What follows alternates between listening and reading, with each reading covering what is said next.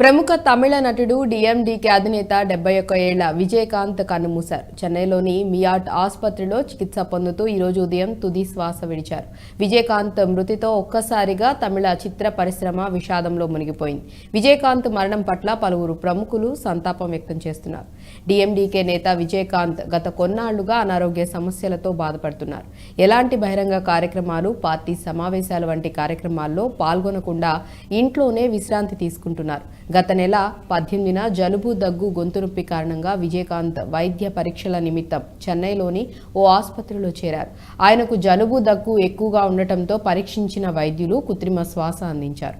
ఆ సమయంలో ఆయన ఆరోగ్యం విషమంగా ఉందని వార్తలు చక్కర్లు కొట్టాయి. ఈ క్రమంలో నవంబర్ 23న విజయకాంత్ ఆరోగ్యం మెరుగ్గా ఉందని, వైద్యానికి బాగా సహకరిస్తున్నారని వైద్యులు తెలిపారు.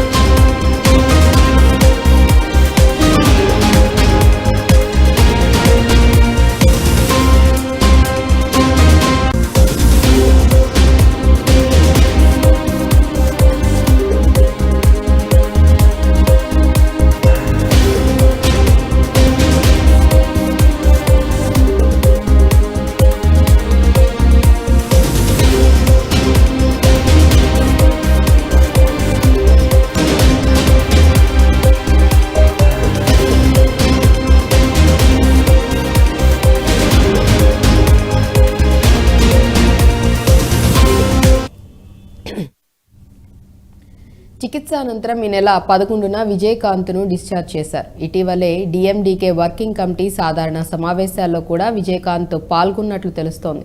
ఈ పరిస్థితుల్లో ఆయన మంగళవారం రాత్రి చికిత్స కోసం మళ్లీ ఆసుపత్రిలో చేరారు. కరోనా సోకినట్లు డిఎండికే ప్రధాన కార్యాలయం ఉదయం ప్రకటన విడుదల చేసింది.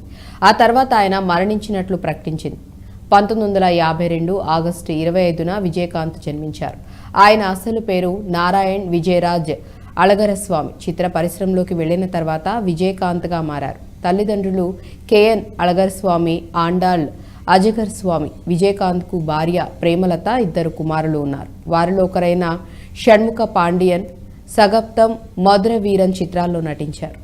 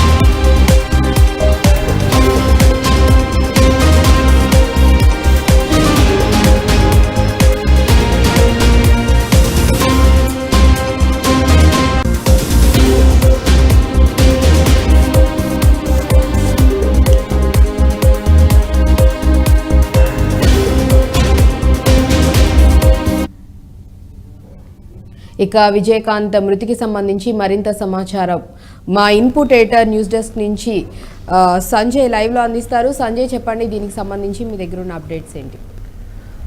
హర్షిత, తమిళనాడు సూపర్ స్టార్ విజయకాంత్ తెల్లవారుజామున కన్నుమూచారు. ఆయన డిఎంటికే పార్టీకి సంబంధించిన అధ్యక్షుడిగా కొనసాగుతున్నారు. ఆయన రాజకీయాలకు కొంతకాలం నుంచి దూరంగా ఉంటూ అంటే సినీ రంగానికి కానీ రాజకీయ రంగానికి చాలా దూరం ఉంటుండ ఆయనకు కిడ్నీ వ్యాధితో కొన్ని సంవత్సరాల నుంచి కిడ్నీ వ్యాధితో బాధపడుతున్నారనేసి వైద్యులు అలా కుటుంబ సభ్యులు తెలపడం జరిగింది. ఆయన గత కొన్ని సంవత్సరాల క్రితము కిడ్నీ మార్పిడి కూడా చేయించుకొని ఆయన విశ్రాంతి తీసుకున్నట్లు కుటుంబ సభ్యులు ఇంత ముందుకే చెప్పడం జరిగింది. ఈయన తెల్లవారుజామున చనిపోయినంటే తమిళనాడు సినీ పరిశ్రమ మొత్తం ఈరోజు అంటే సినిమా షూటింగ్లు కావచ్చు, అదేవిధంగా థియేటర్లో సినిమాలు మొత్తం బ్యాన్ చేశారు ఈ ఒక్కరోజు.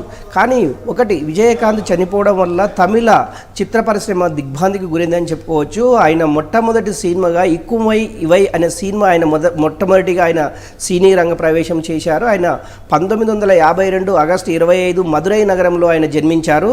ఆయన కుటుంబ సభ్యులు వాళ్ళకు పేరెంట్స్ మొత్తము చెన్నైలోనే సెటిల్ కావడం జరిగింది. నిజంగా కూడా విజయకాంత్ చనిపోవడము అటు రాజకీయ రంగంలో కానివ్వండి, ఇటు సినీ రంగంలో కానీ కొంత ఆయన అనుచరులు కావచ్చు, ఆ పరిశ్రమలకు సంబంధించినటువంటి వ్యక్తులు కావచ్చు, విజయకాంత్ చనిపోయిన మరణ వార్త తెలుసుకుని వెంటనే పూర్తిగా దిగ్భ్రాంతికి గురైనట్టు చెప్పుకోవచ్చు. ఇదే విధంగా సినీ పరిశ్రమలు ప్రముఖులు కావచ్చు, అదేవిధంగా రాజకీయ ప్రముఖులు చాలామంది ఇప్పటికే అతన్ని ఆ మృతదేహాన్ని సందర్శించేసి నివాళులు అర్పించడం జరిగింది. ఈయనకు అంటే గత కొన్ని రోజులుగా అనారోగ్యంతో ఆసుపత్రిలో చికిత్స పొందుతున్న విజయకాంత్ ఈ తెల్లవారుజామున చనిపోవడానికి ముఖ్య కారణాలు ఏమై ఉండొచ్చు అనేది ఒకటి డాక్టర్లు ఇంతవరకు అయితే వెల్లడించలేదు. కానీ కాకపోతే ఆ పార్టీకి సంబంధించినటువంటి ఒక ముఖ్య నేత మాత్రము విజయకాంత్కు కరోనా సోకినట్లు ఆయన అంటే ఇప్పటికైతే ప్రెస్ ముందుకు వచ్చేసి ఎక్కడ కానీ చెప్పలేదు. కాకపోతే ఆయన ఆ సన్నిహితులతోటి చెప్తున్నటువంటి సమాచారం ప్రకారము అతనికి కరోనా సోకింది. ఆ కరోనా అతనికి ఆల్రెడీ ఆరోగ్య అంటే ఊపిరితిత్తులకు సంబంధించినటువంటి జబ్బు, అదేవిధంగా కిడ్నీలకు సంబంధించినటువంటి రెండింటిని అతని గత కొన్ని సంవత్సరాల నుంచి వేధిస్తుందనేసి